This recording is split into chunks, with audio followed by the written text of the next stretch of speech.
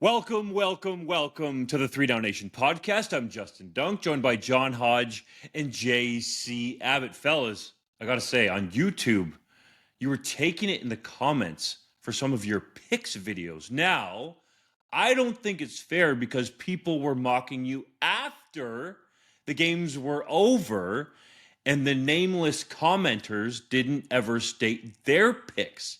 What say you? I mean, I'll take that. The story of season or of the start of the season, like week one for any year in the CFL, is upsets all over the place. I went and looked. The Dogs were 4-0 last season. So when I go ahead and I take all these Dogs, and by the way, I went 3-1 straight up. Like I'll take that 3-1 week one. It's not my fault the Dogs were not barking. And not only not barking, the Dogs were dead. Okay. The Dogs got shot. It was like an old yeller behind the woodshed situation. That's not my fault. Hopefully the picks are better in week two. Against the spread. Straight up, we're good. Money line, you made money. Well, I got to get my bearings. My picks were atrocious in week one, but you got to see what these teams actually are when they get on the field. But I've had a rough weekend, gentlemen, in terms of getting it from all sides, from the commenters on YouTube, from the video people at BC Place. JC Abbott's face has been plastered everywhere, ridiculed by all corners. I can take it, though. I won't ridicule you for eating some healthy greens, brother. Do it was your on thing. top of a nice pasta bowl. I do want to make clear, anyone who saw the video, if it was circulated online or you were on BC Place, I was not eating a salad. I want to make that abundantly clear.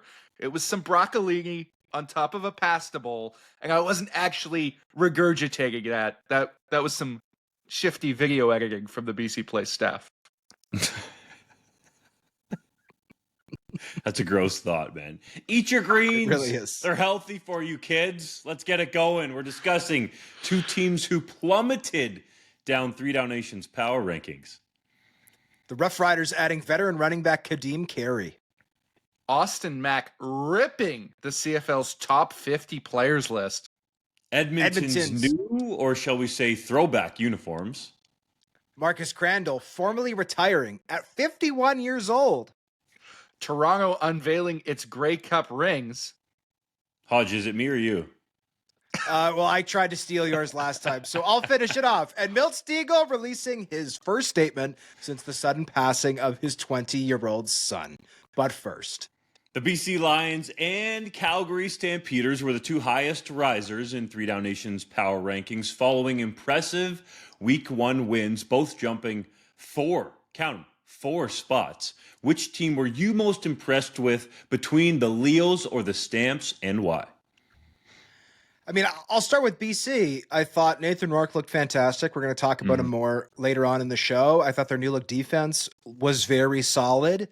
But the answer here is the Calgary Stampeders. I mean, the Calgary Stampeders have been falling each and every year to the point that they missed the playoffs for the first time in 20 years last season. There's a reason why they had the first overall pick in the 2025 CFL draft. And I've been very skeptical as to whether or not they did enough this offseason to really get back into certainly home playoff contention or possibly even playoff contention. I think we all know Vernon Adams Jr.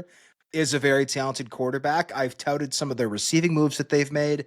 But guys, the story of this game was their defense. They completely took away, for most of the game, Kenny Lawler. Yeah, he was targeted, or yeah, he had a touchdown, but he was targeted 13 times. You're going to score at some point if that is the number of targets you get. Yeah, Bo Levi Mitchell threw for 300 yards, but he put 50 passes in the air, right? When you throw 50 pass attempts, inevitably you're going to hit somewhat of a high yardage total. But the stat that really stood out to me, boys, that I thought was the most telling was, first of all, 38 points without a Vernon Adams Jr. touchdown pass. That was sensational for Calgary.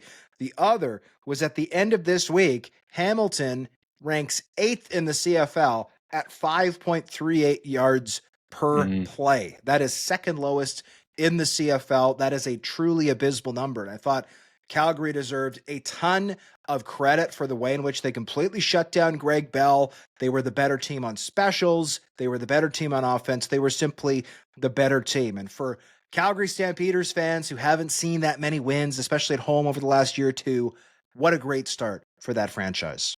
It truly was an impressive win by the Stampeders, and you note that defense. Marquel Lee, in his first start as the middle linebacker there for the Stampeders, big question mark going into this season for that team. He looked sensational at middle linebacker, but I have to pick the BC Lions here, and maybe it's because I got a chance to be there, but the Lions, we knew they had one way to be effective and a contender this season, and that was Nathan Rourke being sensational. And boy, was he ever sensational in that opener.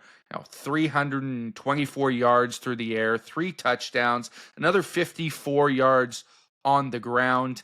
He looked poised, he looked calm, he looked completely at peace. And dare I say it, gentlemen, there were moments in that game where Nathan Rourke looked like he was having fun. He took a long 22-yard run up the middle, flipped the ball up to himself. I've never seen him celebrate like that. And he told me after the game that's been a focus of his this offseason, is trying to take himself less seriously, trying to have more fun while playing the game of football. Looks like it's mission accomplished on that front. And certainly it should put the entire league on notice, because if Rourke is going to play at that level this season, anything is possible for BC. How much time we got, boys? Because I could spend all of it talking about the Canadian star, dare I say, superstar, Nathan Rourke. Man, he looked amazing in a quarterback matchup. Excuse me if I could talk. I was thinking about Nelly Korda in golf. I don't know why. But anyway, in a Canadian quarterback matchup that was billed as the first since the Toronto Maple Leafs last won the Stanley Cup, Nathan Rourke destroyed Trey Ford. Let's not get it twisted, okay? Nathan Rourke looked awesome, both in the pocket, outside the pocket, on the run, throwing the football, running the football himself. He was in total command of a new offense. Then you look at the other side, and you had Trey Ford in a bad way, fellas. As much as I love him scrambling around and making plays, it's great. And that one scramble that he had to the right and then all the way back to the left and then threw it for a big gain was amazing. But he, to me, needs to develop as a quarterback in the pocket to be more effective. Nathan Rourke has clearly done that. That, to me, guys, was the biggest juxtaposition in this football game, is the differences between those two. Now, Rourke has had a more consistent string of starting games in 2022. Ford has been in and out, and I think yanked around largely by Chris Jones when he was there. And then, after the team got off to an 0-1 start, was thrown into that situation. So I'm going to give him the benefit of the doubt. And he's in a new offense too. But I'm trying to make an apples-to-apples comparison here, because they're both in new offenses. And there are some pieces that are new, and there are some pieces that are familiar for both quarterbacks. And Nathan Rourke looked like a guy who was on a mission. And I think Buck Pierce, he won't say this, but stuck the middle finger up to a bunch of people that didn't think that he would have that BC Lions team ready to play with, the injury issues and him not necessarily being great in a press conference setting. So to the haters, he gave them a big double Brian Cox Jr., if you know what I'm talking about. So I thought that it could be super beneficial for the league if Nathan Rourke continues to play at this type level. Let's see if he can do it consistently. I believe that he can.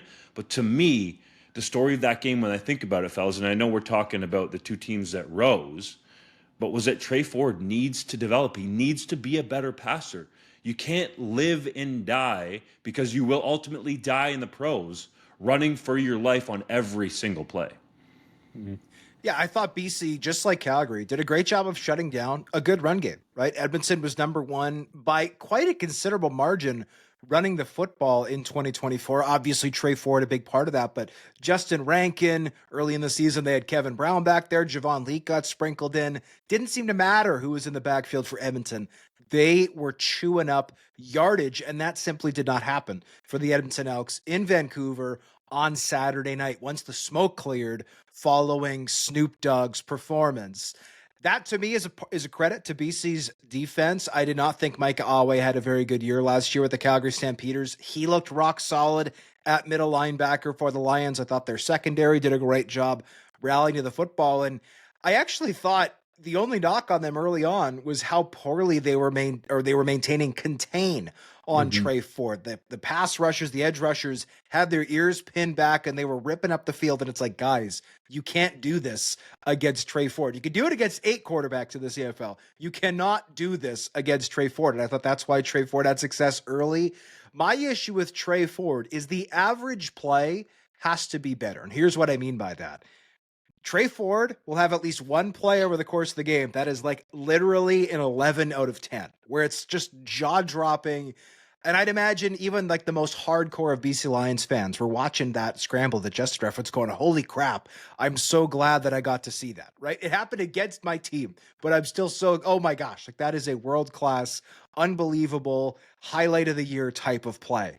The issue is that Trey Ford has a bunch of plays throughout the game that are 3 out of 10 or 4 out of 10, where it's like, okay, I'm throwing the 7-yard curl, but I'm sailing it, which means that my receiver has to expose his ribs to a defensive back. They don't like that.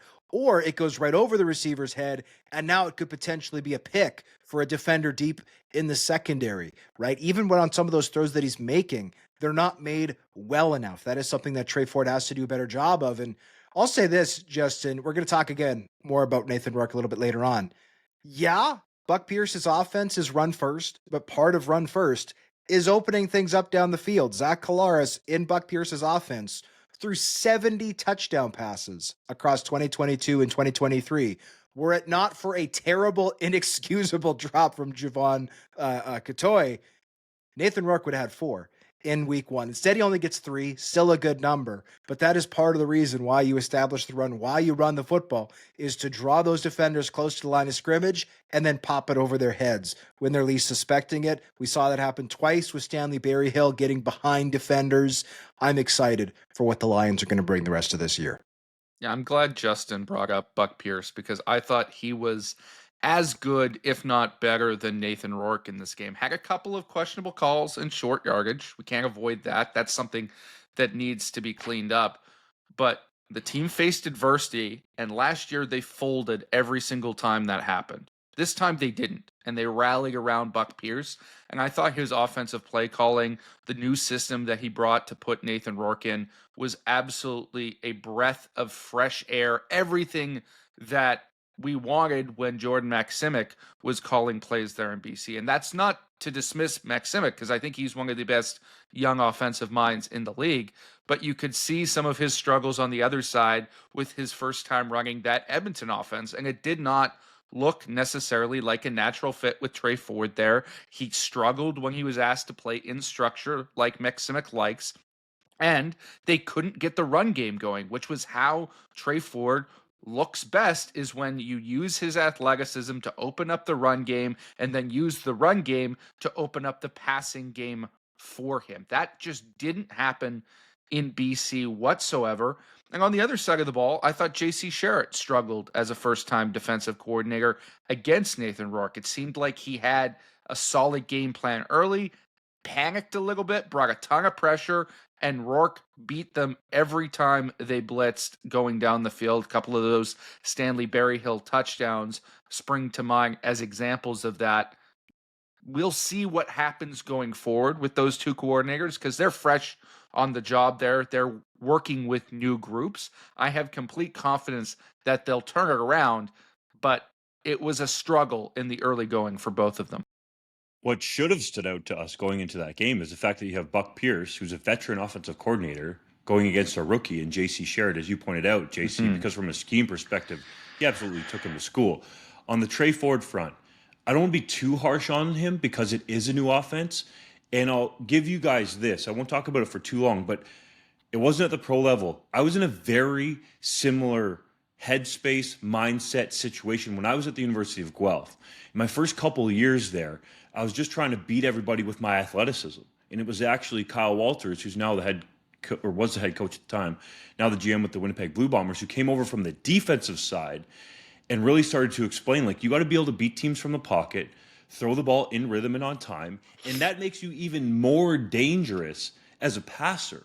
So I understand it's the pro level, and I haven't been there, but it's very similar. Trey Ford needs to get there because what's going to start to happen, fellas, you alluded to the pass rush, is teams are going to employ a mush rush.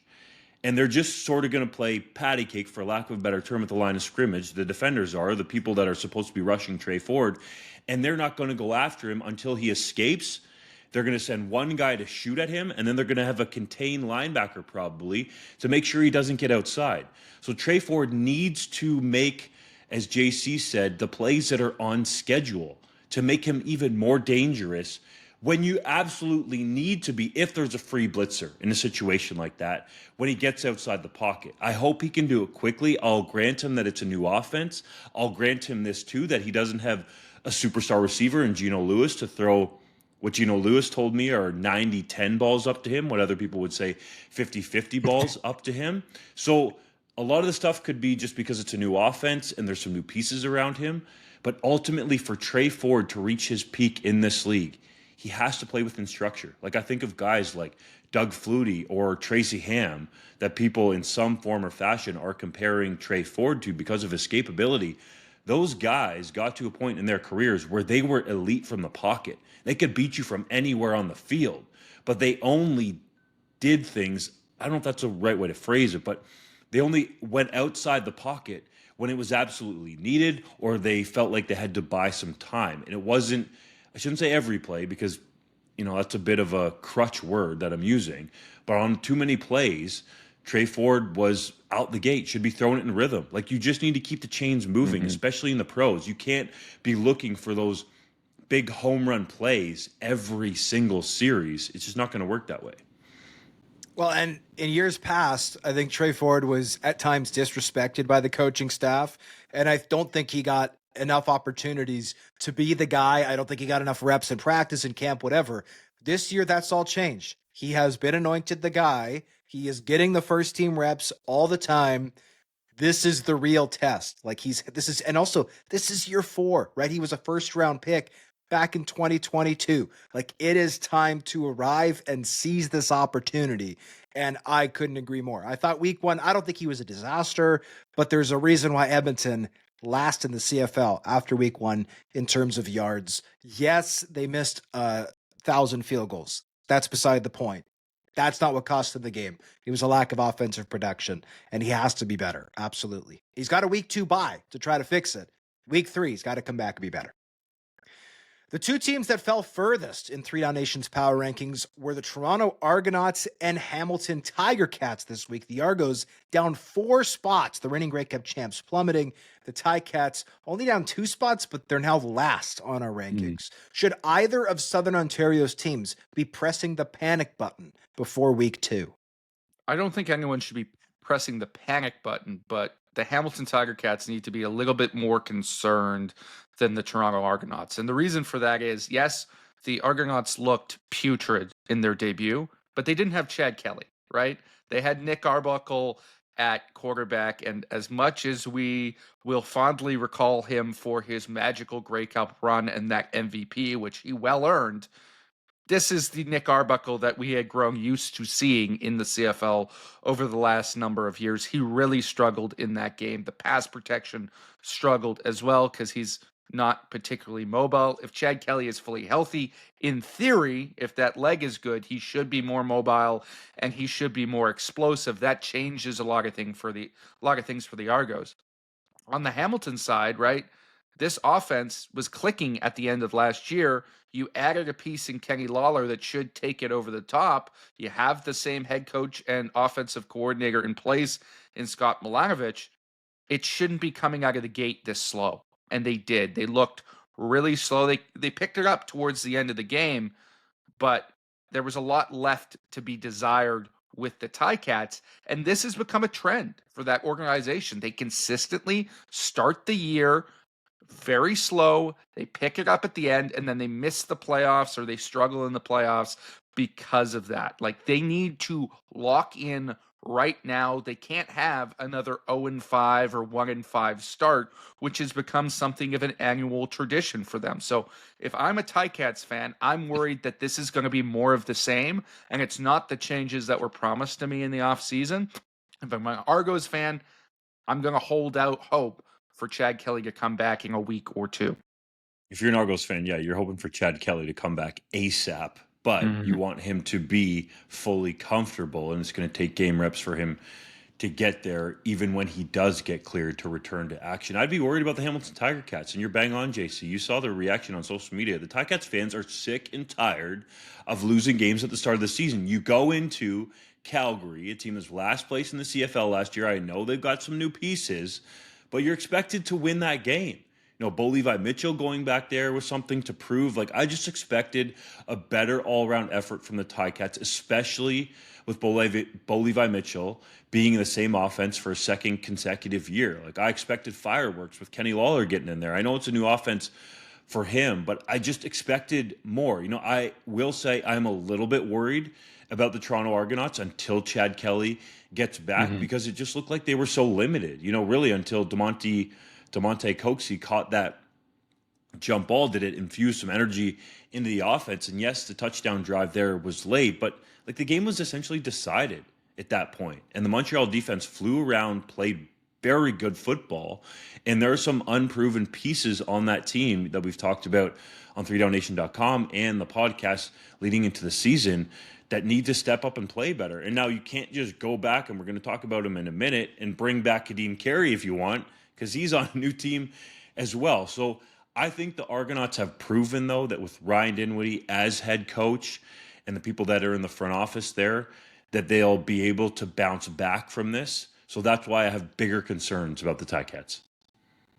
I have bigger concerns about the Ticats, even just based off the opponent alone. Like, even with Chad Kelly, does Toronto really go into Montreal and win that game? Like, Montreal is number one in our rankings for a reason. They won more games than anybody else last year in the regular season.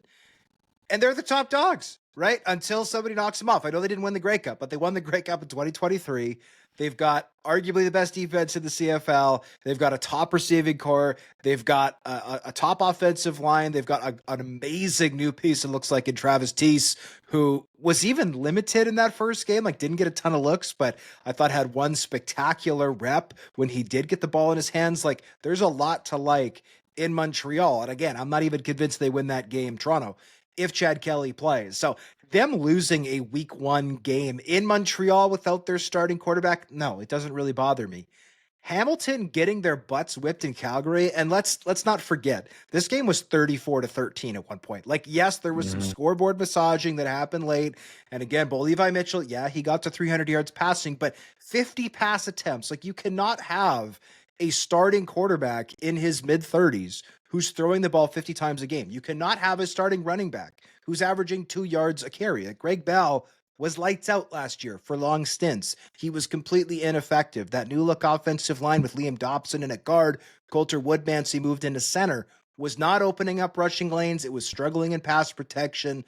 Their right tackle, Barrow, I believe it was, kept getting absolutely bull rushed to his butt in pass pro. It was wild to see it happen on back-to-back reps at one point. You can't have that happen when you're hoggy in pass pro. That just doesn't work. So I have big concerns about the Hamilton Tiger Cats. And yes, it's only week one. You don't want to overreact. But offensively, this was the top team in the CFL in 2024. And they have the same system from last year. And they have most of the same personnel from last year.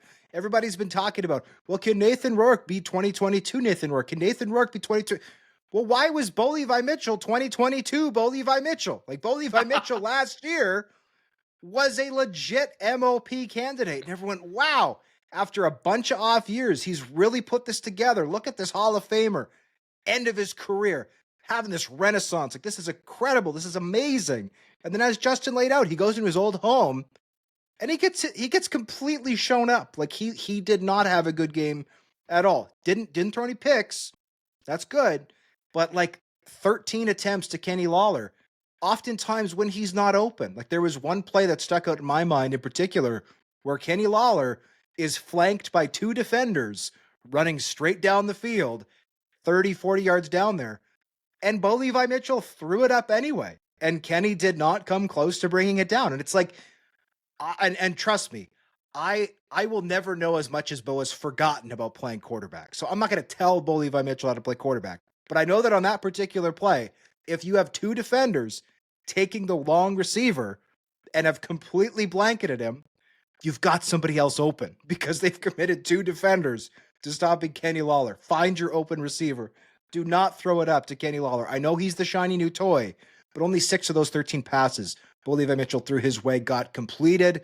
They need to be better. And then special teams. Why are we letting a kickoff randomly bounce on the turf? I know that it's week 1, but that is an unforgivable mistake. Johnny Augustine was in the mix there. Johnny Augustine, he's a damn near 10-year veteran in this league. Like, you need to be the one on the field to say, like, can somebody get on the ball? Like, this is not sometimes, NFL, CFL rules early on in the season, some guys struggle with that. The kickoff is live in the NFL too. Get on the ball. What are we doing? Get on the ball. I was losing my mind watching that play just because it was not even becoming, in my opinion, of a professional team. Now, Dennis McKnight, their coordinator, is a vet. He's a good coach. He was handpicked by Scott Milanovich. He'll have it cleaned up for week 2. But that's not a mistake that should happen even week 1. See ball, get ball. You learn that when you're 6 years old. There was at least one positive thing on special teams, which was that Isaiah Wooden took a kickoff 105 yards to the house, and I think he could be an exciting addition. But you're right, Hodge. There was no excuse for those errors, and frankly, there was no excuse for the offensive performance either, because as you alluded to, it's not as if they were going up against the Montreal Alouettes defense. Calgary looked really good, but there was a lot of inexperience in that unit. 2 rookies in the secondary, a bunch of guys who only played a handful of games, some just 1 game under their belt previously in the CFL, and they kicked Hamilton's butt. That just cannot happen. But we talked a lot about Edmonton in our first section, about the best teams in the CFL, and then we ripped the Elks. Well, we're talking about the most struggling teams right now. Let's elevate the Alouettes here a little bit, because you touched on it, Hodge, but we didn't really drill down. How good did they look? And how crazy is it that it seems like every other media outlet has them somewhere in the middle of the pack, even at the back of the pack in their power rankings going into the season? We had them at number 1. That looks like a pretty good pick, because the Alouettes were sensational in that game, especially defensively. They fly around under Noel Thorpe.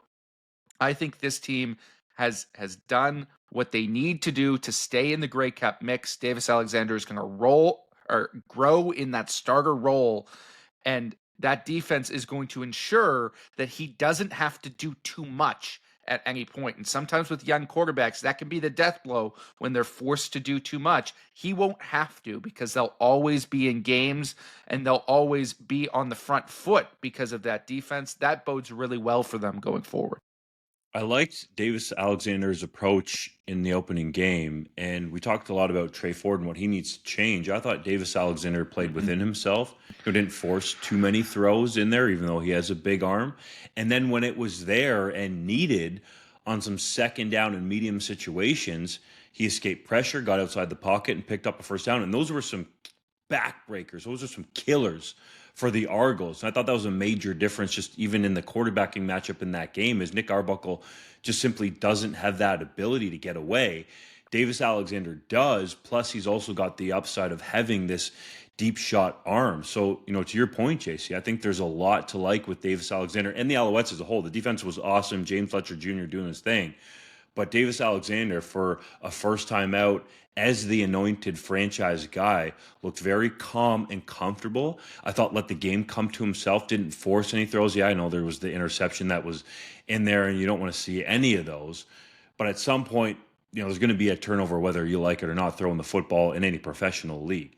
Other than that, I really liked what I saw from Davis Alexander. Now, you got to string it together. Just like Trey Ford's going to have the opportunity to bounce back after the bye week, from Davis Alexander, I want to see him put these multiple games, if not more, together. Yeah, I also want to see him push the ball down the field a little bit more, right? We know from talking to Austin Mack, Tyson Philpott, that's something that he can do better than Just Cody don't Fajardo. force that being it, though. said, well, and Okay, what I was we going had to a say caller call into the Sports Cage Radio Roundtable show after the Riders game, and he wanted Trevor Harris just to drop back and chuck the ball up like a punt. And I went off because I'm like, that is just making my blood boil, okay? You can't do that. So sorry, that thought came to mind when you mentioned it, Hodge. What I was going to say is the advantage he has, especially with Nick Arbuckle in town, who's not Chad Kelly, as we know. He knows that his defense can win this game. right? So whereas if you're Trey Ford playing against the BC Lions, where Nathan Rourke is putting up touchdowns on your defense time and time again, there's pressure on you to put together big scores, maybe take more risks with the football. Davis Alexander's going, oh, I'm pretty sure my team's only going to allow 10 points today. So if I can score 11, that's you still don't want to right? force it deep. Take it when it's there.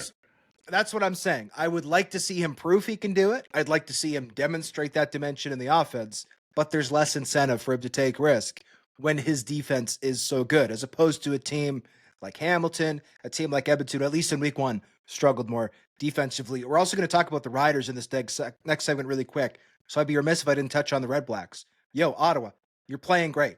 Maybe next time, take fewer than 12 penalties. That's all I'm going to say. Just take fewer than 12 penalties. You can't go on the road and take 12 penalties. That's the reason you lost. Otherwise, you would have won. The Saskatchewan Roughriders have signed Ka'Deem Carey following yet another injury to AJ Ouellette, which you, Dunk, reported was a head injury. Canadian Thomas Bertrand-Hudon looked great in Saskatchewan's season opener, recording 74 yards from scrimmage and 2 touchdowns in a relief role. But how much can Carey elevate the Riders' offense next week? Okay, I know we want to talk about Ka'Deem Carey here, and he's demonstrated that he is a really good running back in this league, coming off a 1,000-yard rushing season last year with the Toronto Argonauts. But what does Thomas the Train have to do to get more burn here? Honestly, it's been in short spurts, but whenever he's gotten the opportunity to tote the rock or catch it out of the backfield, he's produced at a high level, and he looked great coming into the game when AJ Ouellette went out. I think this injury is different for Ouellette. It was helmet-to-helmet contact from Darius Pickett that led to this head injury. We'll see how long Ouellette's going to be out of the lineup. But Thomas Bertrand-Hudon, I mean, JC's laughing, but I'm serious, man. Like, why can't this guy be the starter? And I know Carey's going to be familiar with the offense. He has ties to a bunch of people over there, Corey Mace and Mark Mueller, most importantly, to relearn the offense, or some of the offense that, you know, he would have been in Calgary when those two were together. I get it. You want a veteran American there. You don't have another Canadian backup on the roster. Thomas Bertrand plays a lot on special teams. But the guy looked great. Like the swing pass from Trevor Harris, making people miss in the open field and then showing his power to get into the end zone. Like he made Jovan Santos Knox missing a phone booth there on his touchdown run. Like, we're not talking about a rookie American linebacker. We're talking about a bona fide all-star who's played multiple years in this league that he made look absolutely silly. So I grant the Riders that, you know, you got the roster spot. You want to bring the guy in. There's relationships there. So I think Ka'Deem Carey can elevate the offense from a sense that throughout Carey's career, with all due respect to AJ Ouellette, he has been fairly consistently healthy. And especially last year when he was, 31 years old, fellas? He's 32, I think, going on 33. I can stand to be corrected on that. So I think from that standpoint, it can help the offense. I think it's unfortunate for AJ Ouellette that this helmet-to-helmet contact happened because he was showing intriguing signs, especially with the body transformation and that hurdle that we saw in the preseason in Winnipeg, and, you know, even a little bit the start of that game before he went out against Ottawa. But Carey at the moment brings that consistency, although he's going to have to show he can stay healthy at an advanced age for a pro running back. Yeah, Carey turns 33 in October. That being said, I don't particularly care because he played all 18 games for the Argonauts last year, 1,400 yards from scrimmage, 8 touchdowns. I think that Ka'Deem Carey is a much better player than AJ Ouellette, and I would have said that this offseason too. AJ Ouellette's younger, but it's not always the age that matters. Sometimes it's the mileage, and I'm sorry. At no point last year did it look like AJ Ouellette was going to be able to healthily compete week after week, and we voiced that as a concern this offseason, and I appreciate AJ Ouellette looking shredded as hell. I wouldn't hire AJ Ouellette to be my trainer because he would kick my butt. But I would need someone. I would need someone in less good shape who's less serious. But you know the point I'm trying to make. Fitness-wise, we know he's a fitness guru. There's no question about that. But simply as a player, right? The best ability is availability, and he has not been available nearly enough with the Riders. I know he's extremely tight off the field with running backs coach Andrew Harris, who the Riders brought in this offseason. Maybe he'll get another shot before the season is done. But if I'm the Saskatchewan Roughriders, I am happy as a clam with Ka'Deem Carey and Thomas Bertrand-Hudon as a duo coming out of the backfield. And you mentioned it, Dunk, with what he does on special teams. Bertrand-Hudon's always going to have a spot on the roster. Maybe he's not your starter, but he can be a 5-6 touch a game guy, and he can certainly get you out of a game. I know that because he literally just proved it in having a great performance against the Red Blacks. So I think that this move honestly makes the Saskatchewan Roughriders better.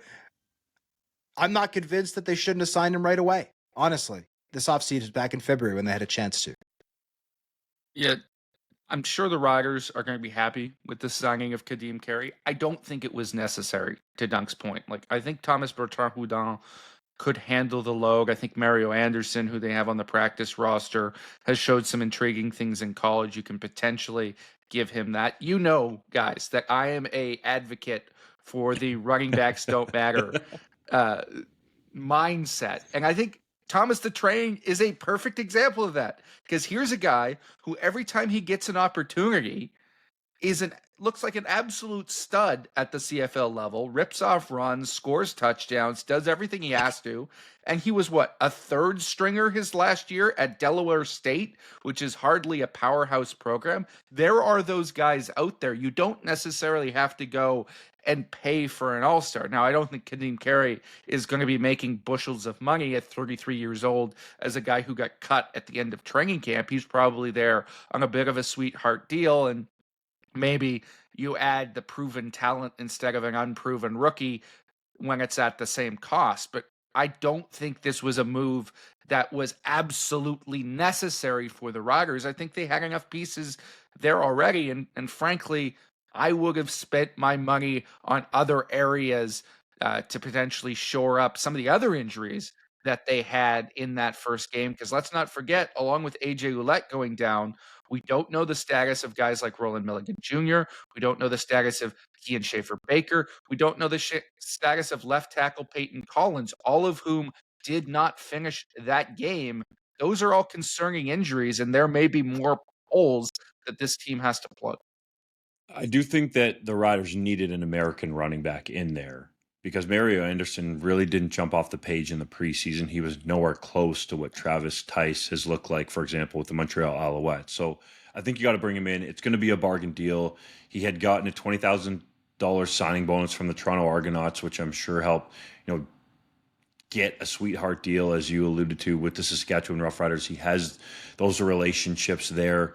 He's a dude that has shown he can carry the load even at his advanced running back age and help a team win a Grey Cup. He just did last year with Toronto as the featured guy. Most importantly, stay healthy. Guys, again, I'll ask this question respectfully, and I was talking about it earlier with AJ Ouellette because some Rider fans were calling into the post-game show on 620 CKRM and putting out the question themselves. Is Thomas Bertrand-Hudon a better running back at this stage than AJ Ouellette? And I think it's a somewhat valid question because Bertrand-Hudon stays healthy. Now, it's different because he's not the starter, and he probably won't get the chance to be the starter because Ka'Deem Carey's there, and he's so valuable on special teams. But I think it's a valid question to at least have a conversation about. I think people often consider running the ball the only thing that running backs do, and that's a third of what they do. They also catch passes out of the backfield, and they also pass pro, right? Pass pro is an extremely important part of being a running back, especially in the CFL where you throw the ball so much and your roster sizes are limited, right? You're not able to just carry a pass blocking specialist, right, to check in on second downs. You want a running back in there. So I think that when you take in all of those factors, game for game, Thomas Bertrand-Hudon might not be better than AJ Ouellette. But again, if AJ Ouellette is only going to be available for 8 or 9 games a season, which seems to be his new ceiling, then I don't see the point, right, of having him around. He's an American. He's not a Canadian. He doesn't help you on the roster that much. I think Ka'Deem Carey, again, is a better fit. I think Ka'Deem Carey is more well-rounded. I think Ka'Deem Carey is in better shape, at least from a health perspective. Again, he played all 18 games last year, despite turning 32 late last season as part of Toronto's Grey Cup run. So I think, and by the way, and if the guy's not Ka'Deem Carey, Bring in Walter Fletcher. Like, I know JC's out here talking about how Thomas Bertrand-Hudon was a third stringer. Well, Mario Anderson was a first stringer at Memphis, and he looked terrible in the preseason. So I don't care about, we talk about college. We talk about college. We talk about college. This is the pros.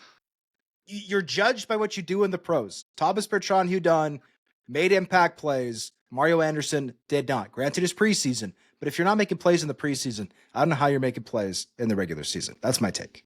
Before we move on, I do think somebody has to push back a little bit on the narrative that AJ Ouellette is now completely injury prone. And I don't disagree with it entirely, because I think it's tough to come back from some of the hip injuries that he battled through last season. But that was really his only year where he was dealing with those injuries. He was largely healthy in Toronto prior to that. And this latest injury is a head injury. It has nothing to do with the body breaking down. He took a helmet off the dome. Those are unpredictable things. That's not on AJ Ouellette or his age or anything to do with that. It's just an unfortunate play. So I think it's a little bit unfair right now, having not seen AJ Ouellette in his current body shape be able to even play a full game and see what those hips look like, to accuse him of being a guy who can't stay healthy anymore. It remains up in the air, but the concussion has nothing to do with what was going on last season. That's fair, but one thing we have to remember that you didn't touch on, AJ Ouellette's never been a starter in this league until last year. He was a rotational player in Toronto for 2 years behind Andrew Harris. Yes, Andrew Harris didn't play every single game, but like last year was his first time being a quote unquote franchise running back, and he only played half the games. So I don't think it's fair to say, well, he was healthy in 22-23.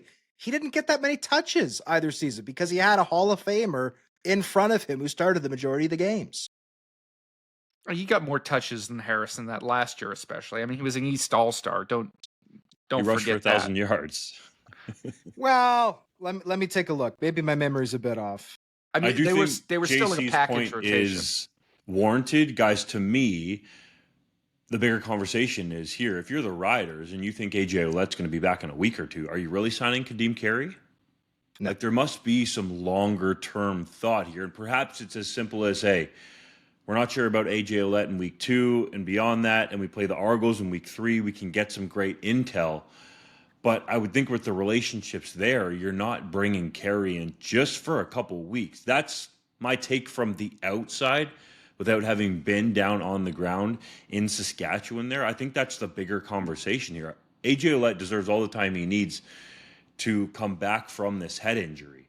And we would all like to see him back healthy. But when you're bringing in an American veteran that you have a relationship with, to me, that kind of points the arrow towards being longer term. By the way, officially, JC is half right, I'm half right. Ouellette did start 15 games in 2023. So you're both but half I will wrong. throw. I guess that's a way to say it as well. Fair enough, fair enough. But in those games, he only had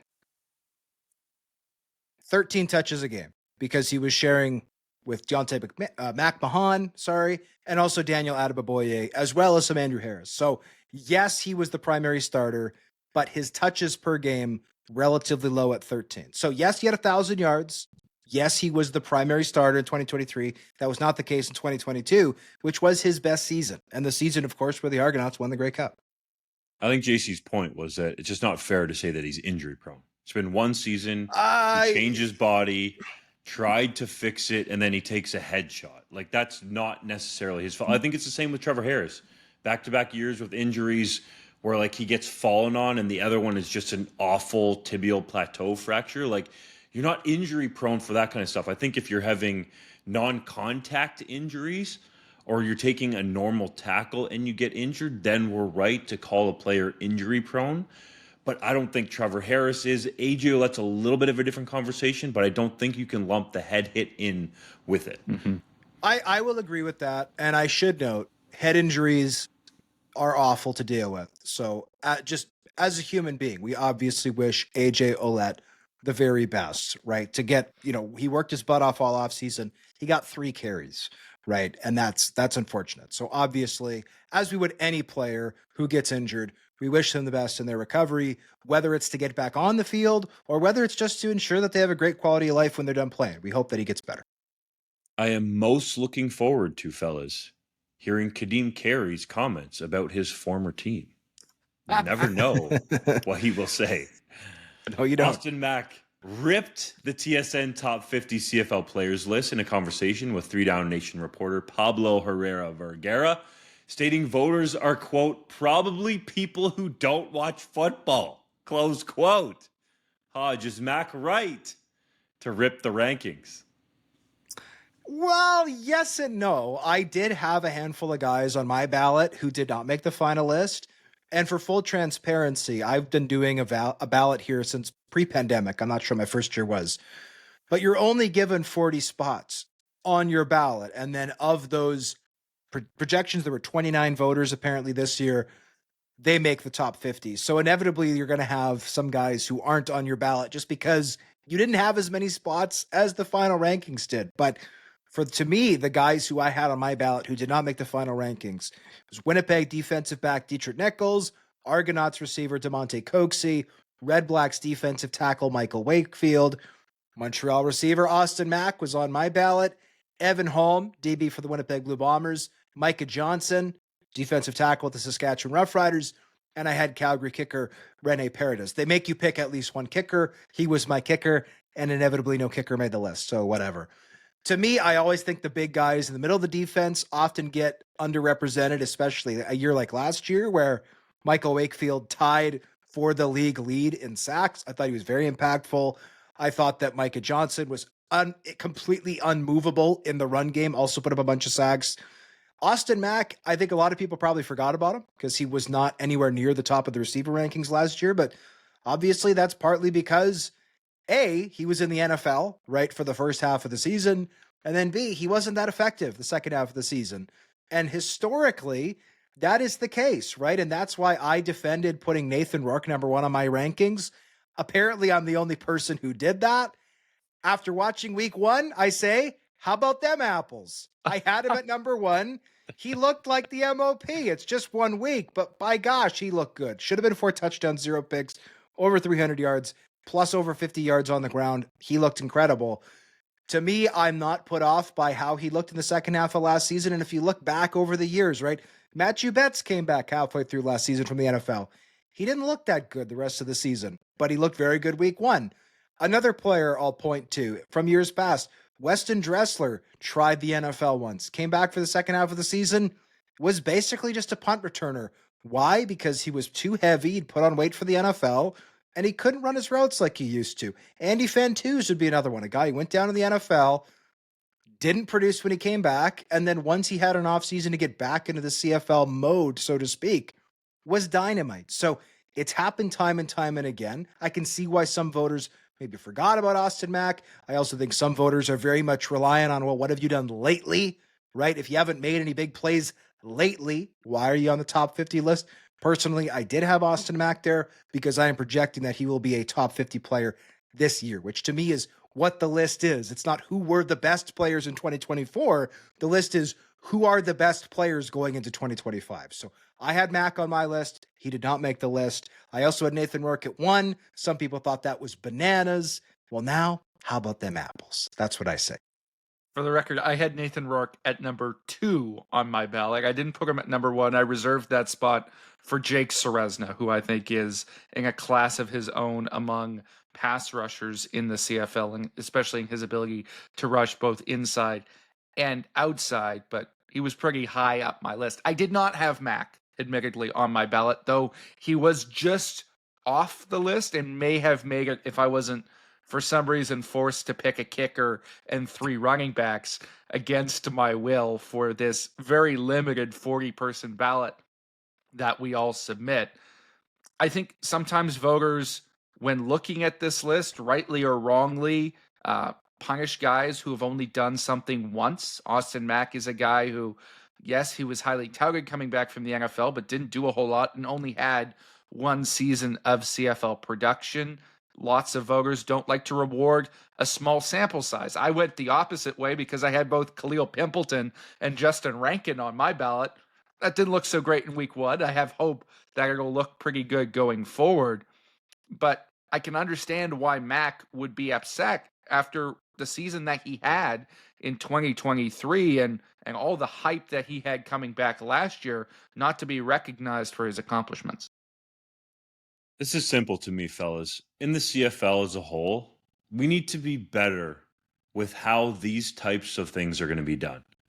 Awards, all-stars, and this list. There needs to be a common criteria, as Hodge alluded to. His criteria was to rank the top 40 because that's all the voters are given. And for those that are curious, no, I do not vote. I suck at rankings. I struggle with it. But if the process was more clear, perhaps I would. Because Hodge's view of this was the top 40 players for 2025. Other people look at it differently. They base a lot of numbers on 2024. With all due respect, we had Ka'Deem Carey on there at 19. And when I say we, I mean the media, as a guy who was released. The 19th best player on this list was released. So the research needs to be better. Or if that does happen, and I can understand how this is a scenario where it would, the list needs to be adjusted. Carey needs to come off, and the 51st best player needs to get bumped up the list so it doesn't look silly, okay? Let's have a common criteria.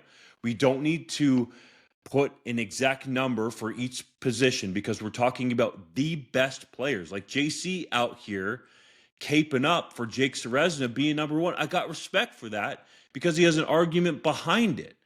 This is how we end up leaving players off, is because you have to rank other positions just because the ballot says you have to. We're talking about the top 50 players, bar none. And I don't want to compare it to the NFL, but when they do rankings, that's all it is. It's the top players. It doesn't matter what position you are, like when NFL Network does it. So let's just go about it in a way where everybody understands the criteria and strip away where you have to put a certain amount of players in there. And then my belief is that we will get the best possible top 50 list. People are going to disagree. That's the great thing about this list and the ranking and Austin Mack popping off to our boy Pablo in Montreal. But let's have a common criteria so we can all start from a similar place of understanding. I think it's that simple, similar with All-Stars.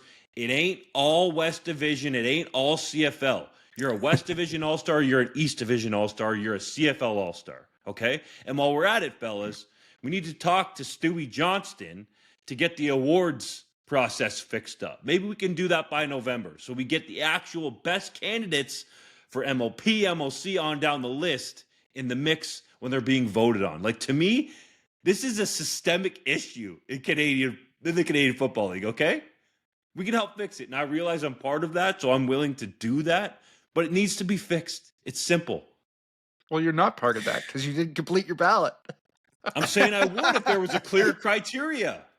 I'd be in on it. Or the other thing that we need to do. The other thing that I don't think you really need more clear criteria than just the top 50 players. But no, because people rank them differently. People rank them differently. I don't think so. They rank them based on the past and history and what they did last year, and you're banking it on 2025, right, Hodge? Like there needs to be a criteria, right? Yeah, there's no logical reason that Stanley Bryant should have ranked as high as he did on a list projecting to next year, right? That's a reputation vote. And with all due respect to Stanley Bryant, he has a Hall of Fame reputation for a reason, but he's not, I think he was 28th or 29th on that list. He's not that player anymore, right? And there are tackles that didn't make the list that were far more effective last season. So I think Dunk has a point. There's a lot of people that rank it based on your traditional reputation and not try to project as to what these guys will be next year.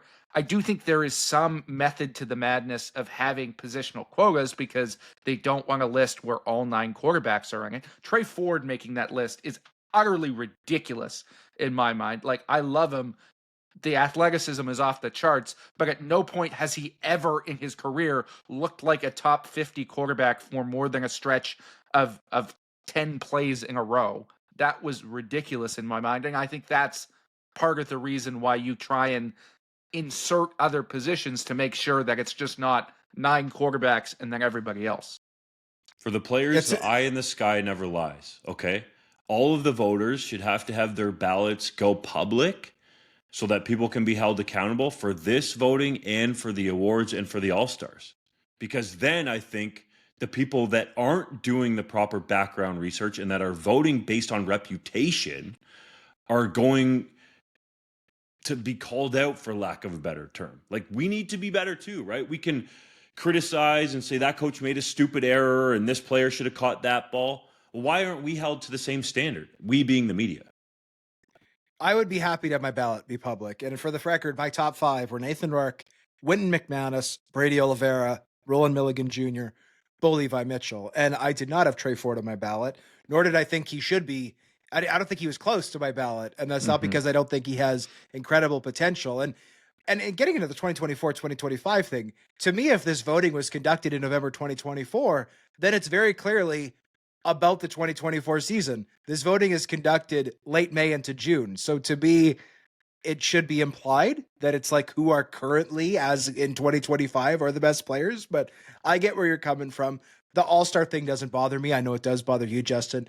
The one thing I will say, while we're pointing out mistakes, I don't think it was a mistake having Ka'Deem Carey on the list. He was on my ballot. I think the mistake was replacing him in Toronto with somebody who runs backwards on second down. That, to me, was an unbelievably bad play by Mayan Williams. And the first thing I thought was, Ka'Deem Carey's not running backwards. Maybe they should have kept him around. Maybe Mayan Williams would be a Hall of Famer. I don't know. But first impression, that was not positive. It's now time for Hodge's Heritage Moment. On this day in 2024, very recent history here, folks. The Winnipeg Blue Bombers signed Tony Jones following his release from Edmonton. The 6-foot, 230-pound defender played all 18 regular season games with Edmonton in 2023, recording 52 tackles, 1 sack, and 1 forced fumble. Though he initially joined the Blue Bombers in a depth role, Jones became the starting weak side linebacker by the end of July and moved to middle linebacker when Adam Bakehill suffered a torn ACL. He made 60 tackles, 1 sack, 1 interception, and 1 forced fumble in 2024, and Jones is expected to be the team's day one starter at middle linebacker in 2025. JC, could you believe that the Elks cut Tony Jones after camp last year? It was a surprise at the time, but in hindsight, I mean, they got Nick Anderson, who ended up being the most outstanding rookie, and they've got some good players behind him right now, including former first overall pick Joel DeBlanco, who looked absolutely lights out in the preseason, and I hope gets a larger role going forward. So they didn't necessarily need Tony Jones, and the Winnipeg Blue Bombers sure did. Let's try to have a real 3-minute drill. The Edmonton Elks unveiled new uniforms, which a team wore in BC with a retro flavor. Hodge, do you like the new digs? I like them a lot. My only question is, why are you unveiling these in June? Like, why not unveil them in March when you might actually get some media attention that you don't normally get in the offseason? That, to me, makes no sense. The Hamilton Tiger Cats added veteran QB Jake Dolegala to their practice roster. Is that a smart move? I don't understand why you bring in a guy like Jake Dolegala on the PR. Like, there's no development there anymore. I'd rather they have kept around one of their youngsters from the preseason and get them more development. This doesn't make a ton of sense to me. The Toronto Argonauts unveiled their 111th Grey Cup rings on Sunday night. What did you think of the bling? They're dope, man. Bling, bling, money, anything. They look great. But, my thought was, they're so massive now. Like, when do people even wear these things? Manitoba Premier Wab Kinew refused to wear a Saskatchewan Roughriders jersey presented to all attendees at a First Minister's meeting. Instead, he flashed the Blue Bombers W sign. Was that wise? Yes, Mr. Kinew knows where his bread is buttered. He knows where his voters' hearts lie. This was an ingenious move from the Manitoba Premier. CFL Commissioner Stuart Johnston told the Sports Cage the league's website is going to be overhauled following its preseason blackouts. Is that smart? Yes, it's smart. It should have been done years ago. The league is way behind on tech. They need reliable streaming. They need reliable stats. And they need a draft tracker that's not going to bail on me in the middle of live coverage. Stu, get on it. tickets for the 112th Grey Cup in Winnipeg went on sale to the general public late last week, and there are only a couple of thousand seats left in the upper deck.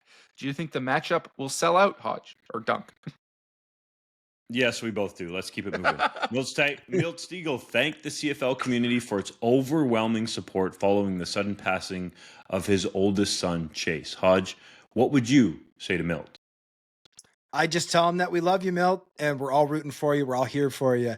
We're with you and your family in these unimaginable times. Marcus Crandall has officially retired from the CFL at age 51, 17 years after he took his last snap. What do you make of that? This was the most ridiculous one-day contract I have ever seen signed in CFL history. The man was a coach for like 3 different organizations in between the time he stopped playing, and now it's done. It's dusted. We did not need a one-day send-off for Marcus Crandall. Sean Thomas Erlington had 17 carries for Montreal in week 1, which is more than Walter Fletcher had in any game last season. Could that be a sign the Alouettes are becoming more committed to the run? It's possible. Balanced offense under Jason Moss? Let's see it happen.